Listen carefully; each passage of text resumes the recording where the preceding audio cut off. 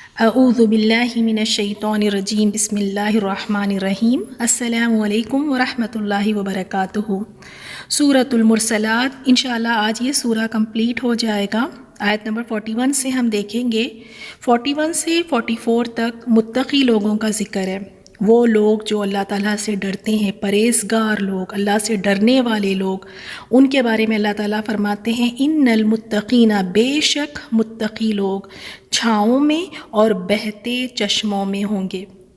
پچھلی آیات میں ہم نے دیکھا تھا جو مشرک ہے اور کافر ہے ان کو بھی سایہ ہوگا، وہاں پہ انہیں بھی سایہ ملے گا، لیکن ان کا سایہ آگ کے دھوئیں کا سایہ ہوگا ان کے لیے۔ اللہ تعالیٰ ہمیں محفوظ رکھیں۔ اور یہاں متقیوں کے سائے کا ذکر ہے کہ وہ سایوں میں ہوں گے اور چشموں میں ہوں گے۔ اور وہاں پہ جو سایہ ہے وہ درخت کے سائے ہے، وہاں کے محلات کے سائے ہے۔ اور حدیث میں یہ آتا ہے کہ رسول اللہ صلی اللہ علیہ وسلم نے فرمایا، جس کا مفہوم یہ ہے کہ ایک درخت کا سایہ اتنا لمبا ہوگا کہ گھوڑ سوار 100 سال تک مسلسل چلتا رہے تب بھی سایہ ختم نہیں ہوگا۔ اتنے لمبے لمبے سائے ہوں گے اور وہ چشموں میں ہوں گے۔ نیکسٹ آیت، وَفَوَاكِهَ مِمَّا يَشْتَهُونَ، اور لذیذ میوے۔ اب دیکھیں ان کے لیے اللہ تعالیٰ نے کیسی کیسی نعمتیں تیار کی ہیں، اور ان کے لیے کیا ہے، لذیذ میووں میں جس قسم کے وہ چاہیں گے، ہر قسم کے میوے وہاں پر ہوں گے، اور وہاں کے میوے میں کوئی گٹلی نہیں ہوگی۔ اور وہ میوے اس طرح ہوں گے، وہاں کے پھل اس طرح ہوں گے کہ جنتی کی پہنچ میں ہوں گے، کہ وہ کھڑے بیٹھے چلتے پھرتے جب چاہے گا توڑ سکے گا، اور جیسے ہی وہ پھل توڑے گا اس جگہ پر پھر ایک نیا پھل خود بخود لگ جائے گا، اور ہر موسم کے پھل اس کے لیے ہوں گے، یعنی جس قسم کا بھی وہ پھل کھانا چاہے، جو اس کی خواہش ہے، جو اس کی طلب ہے، ہر قسم کے پھل اسے وہاں پر ملیں گے۔ نیکسٹ آیت میں کلو وشربو، اور کہا جائے گا مزے سے کھاؤ اور پیو۔ دیکھیں کتنا بڑا انعام ہے کہ اگر ہمیں اس دنیا میں بھی کوئی کہہ دیں کہ کچھ نہیں کام کرنا، آپ آرام سے بیٹھیں اور کھائیں اور پئیں، تو کتنا مزہ آتا ہے کہ بھئی چلیں، کیا ہی یعنی عیش لگی ہے کہ کچھ نہیں کرنا، آرام سے کھانا پینا ہے۔ اور کہاں جنت میں کہا جائے گا، اور وہاں کے کھانے پینے کی تو بات ہی کچھ اور ہے۔ اور کہا جائے گا کلو وشربو، مزے سے کھاؤ اور پیو۔ کیوں؟ کس وجہ سے؟ کہا جائے گا بما کنتم تعملون، اس کے بدلے جو تم عمل کرتے رہے۔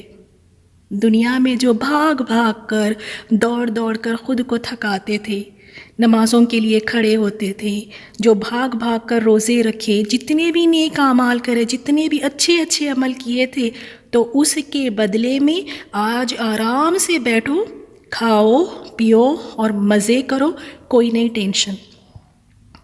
اللہ تعالیٰ فرماتے ہیں اِنَّ كَذَلِكَ نَجْزِي الْمُحْسِنِينَ، بے شک ہم نیک لوگوں کو اسی طرح بدلہ دیتے ہیں، جو نیک ہے ان کو اسی طرح سے بدلہ دیتے ہیں۔ یعنی یہ اللہ تعالیٰ کی طرف سے ایک احسان ہے، کیونکہ اگر انسان کتنی بھی نیک اعمال کیوں نہ کر لے، جنت اس کی جزا ہو ہی نہیں سکتی۔ جس طرح سے ہمارے اعمال ہیں، جس طرح سے ہم نمازیں پڑھتے ہیں، ہم خود جانتے ہیں، ہمارے روزے ہیں، ہمارے صدقہ خیرات ہے، ہم جانتے ہیں، لیکن یہ صرف اللہ تعالیٰ کا ہی احسان ہے جو اللہ تعالیٰ ہمیں جنت عطا فرمائے گا۔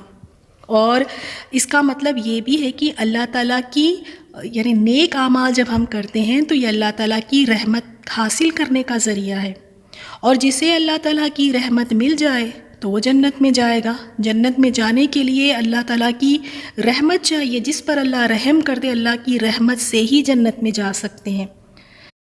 اب جو لوگ نہ ہی کوئی نیک عمل کرتے ہیں، بغیر کوئی نیکی کے کام کیے ہوئے وہ اللہ تعالیٰ کی رحمت اور مغفرت کی امیدوار بن جاتے ہیں، انہیں لگتا ہے کہ ہمیں اللہ تعالیٰ ہم پر رحم فرمائے گا، ان کی مثال ایسی ہے جیسے کوئی زمین میں نہ ہل چلائے، نہ بیج بوئے، نہ کوئی کام، نہ کوئی محنت، کچھ بھی نہیں کیا، بغیر کسی کے بس یہ امید کر کے بیٹھ جائے کہ بھئی اب اس میں نا یعنی بڑے اچھے اچھے خوش ذائقہ پھل کی امید رکھ کر بیٹھ جائے، تو بالکل اس شخص کی سی مثال ہے۔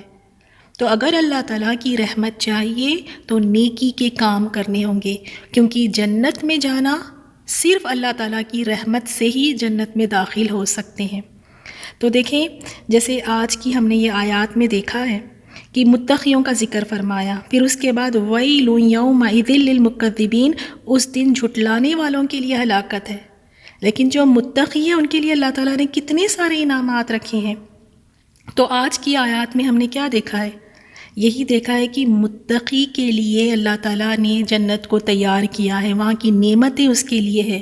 تو جب تک ہم تقوی کو نہیں سمجھیں گے تو پھر ہمارے لیے اس طرح سے نیک عمل کرنا آسان نہیں ہوگا۔ تقوی ہوتا کیا ہے؟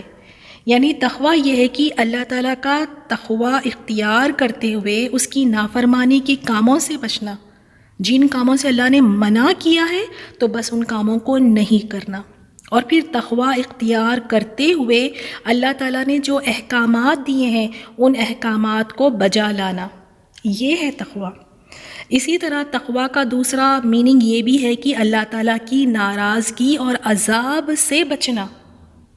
ہم پتہ نہیں دنیا میں کن کن چیزوں سے بچنے کے پیچھے لگے ہوئے ہیں، اس کی کوششیں کرتے ہیں، لیکن اصل کس چیز کی ہم نے کوشش کرنی ہے کہ میں اللہ تعالیٰ کی ناراضگی اور عذاب سے بچ جاؤں۔ ہر کام کرنے سے پہلے ضرور جانچیں، پرکھیں، دیکھیں کہ یہ میں جو کام کر رہی ہوں یا یہ جو میں کہہ رہی ہوں یا جو میں دیکھ رہی ہوں، کہیں اس سے اللہ ناراض تو نہیں ہوگا، کہیں میں اس سے عذاب کی مستحق تو نہیں ہوں گی۔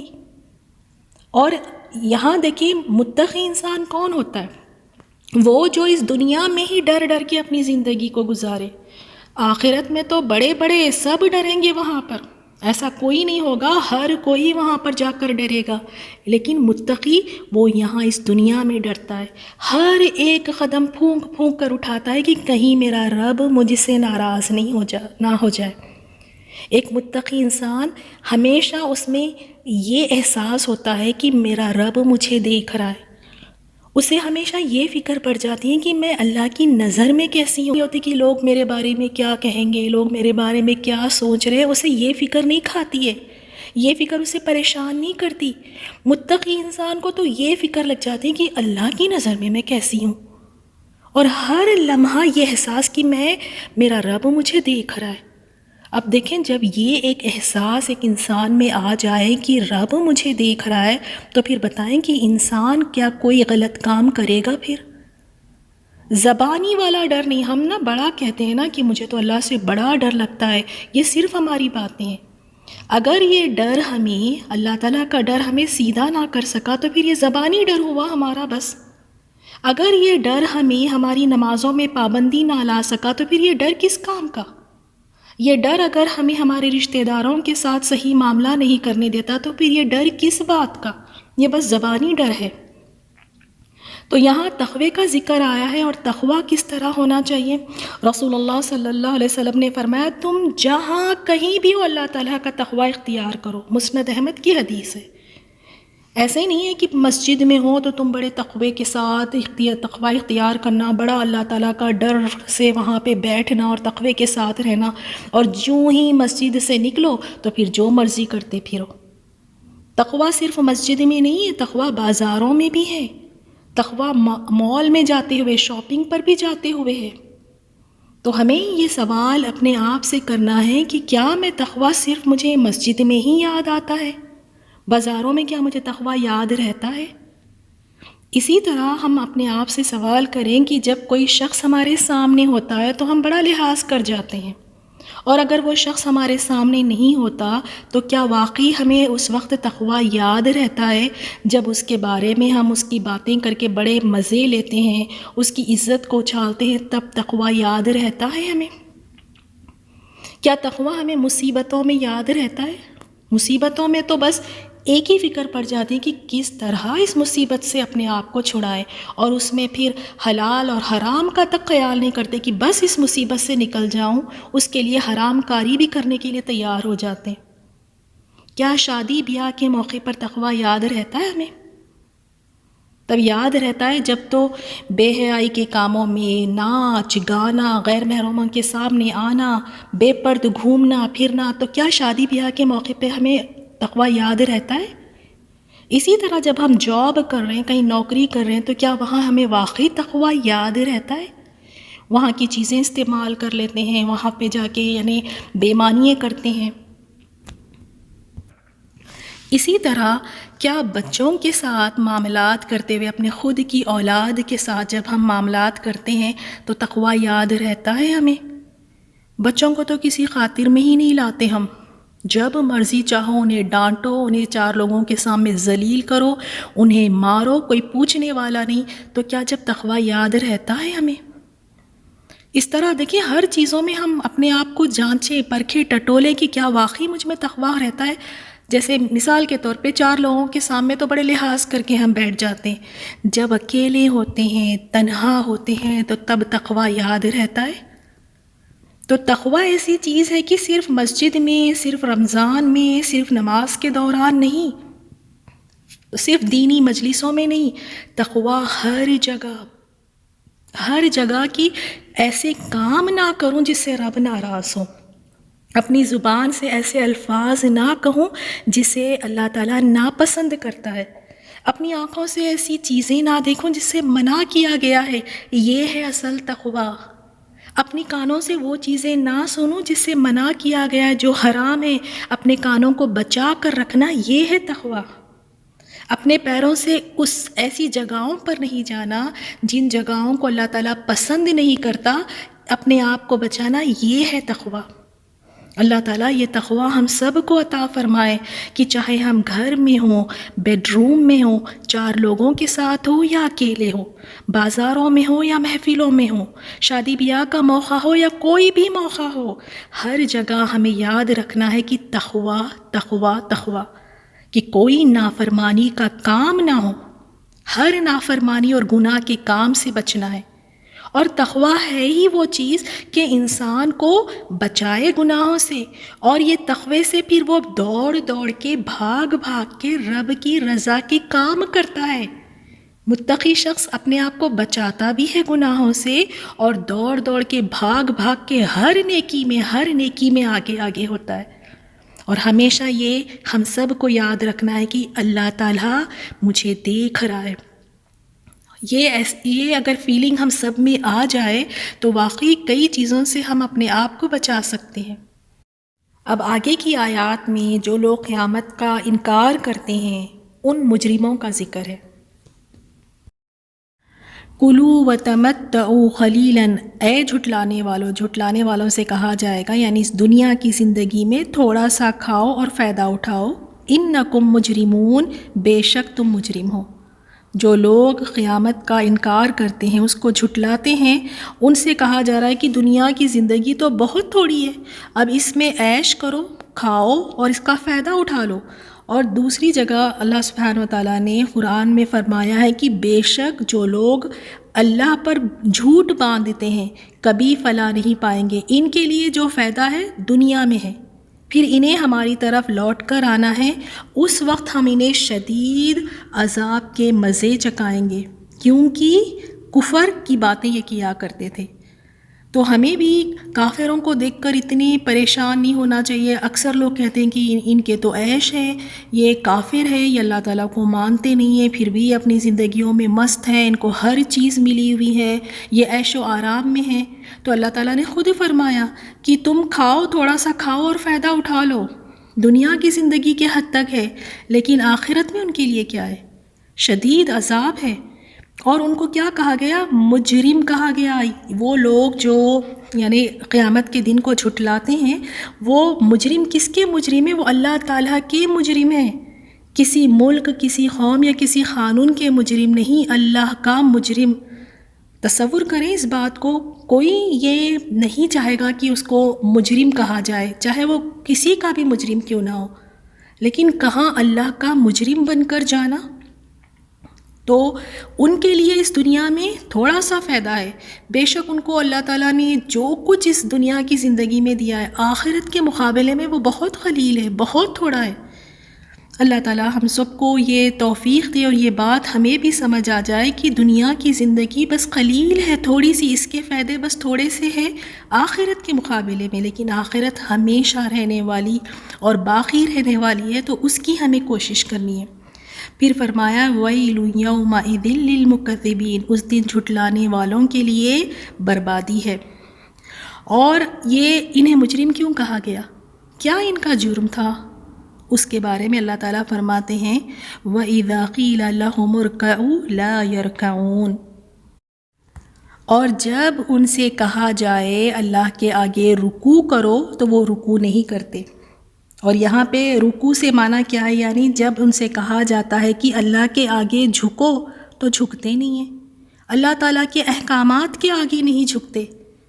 یعنی جب جو کافر ہے، جو جاہل کافر ہے، جب ان کو یہ حکم دیا جاتا ہے کہ نمازیوں کے ساتھ مل کر با جماعت نماز ادا کرو، تو وہ اس حکم کو مانتے نہیں بلکہ تکبر کا اظہار کرتے ہیں اور اس کا انکار کرتے ہیں۔ اسی لیے فرمایا کہ اس دن جھٹلانے والوں کے لیے بربادی ہے۔ اور ان کا جرم کیا تھا کہ یہ نماز نہیں پڑھتے تھے۔ جب ان کو نماز کے لیے بلایا جاتا تھا تو یہ نماز نہیں پڑھتے تھے، یہ اللہ کے آگے جھکتے نہیں تھے، اپنے آپ کو بہت بڑی چیز سمجھتے تھے، اللہ تعالیٰ کے احکامات کے آگے اپنے آپ کو نہیں جھکاتے تھے۔ تو تھوڑا سا ہم بھی تدبر کریں اس آیت پہ، اور ہم بھی دیکھیں کہ کیا ہم واقعی اللہ تعالیٰ کے آگے جھکتے ہیں، اللہ تعالیٰ کے احکامات کے آگے۔ ہمارا کیا رویہ ہوتا ہے جب اللہ تعالیٰ کی احکامات ہمارے سامنے آتی ہے، اور نمازوں کا کیا ہمارا حال ہے، یہ بھی ہمیں دیکھنا چاہیے۔ ہمارے کانوں میں بھی دیکھیں اذان کی آواز دن میں 5 مرتبہ پڑتی ہے، حی علی الصلاۃ کی نماز کی طرف آؤ، کامیابی کی طرف آؤ، تو اس وقت پر اذان کی آواز سن کر ہمارا کیا رویہ ہوتا ہے؟ یہاں کافروں کے بارے میں کہا جا رہا ہے نا کہ جب ان کو حکم دیا جاتا ہے کہ نماز کی طرف آؤ، ان سے کہا جاتا ہے کہ اللہ کے آگے جھک جاؤ، نماز پڑھو، تو وہ تکبر کا اظہار کرتے ہیں اور انکار کر دیتے ہیں۔ تو ہم کیا کر رہے ہیں؟ ہماری بھی نمازیں ہو رہی ہیں 5 وقت کی پابندی سے، یا پڑھتے بھی ہیں تو بڑے بیزارگی کے ساتھ کہ بس پڑھنا ہے، یا بڑے شوق کے ساتھ پڑھتے ہیں، یا خوش دلی کے ساتھ پڑھتے ہیں، یا پھر نمازیں چھوٹ جاتی ہیں۔ کیونکہ سب سے پہلا سوال قیامت والے دن جس چیز کا ہونا ہے وہ یہ نماز کا ہونا ہے، اور ہم نمازوں سے اتنی ہم غفلت برتتے ہیں، اور نمازوں میں ہم نمازوں کو خوش دلی سے نہیں ادا کرتے۔ ہم سارے کام کرنے کے لیے تیار ہیں، مشکل کام ہم کر لیں گے، لیکن نماز کے لیے 5 سے 10 منٹ لگتے ہیں، اور شیطان کی چال میں اس قدر ہم پھنس گئے ہیں کہ وہ 5 یا 10 منٹ کی نماز ہمیں ایسے لگتی ہے پتہ نہیں یہ کیسے ہم پڑھیں گے۔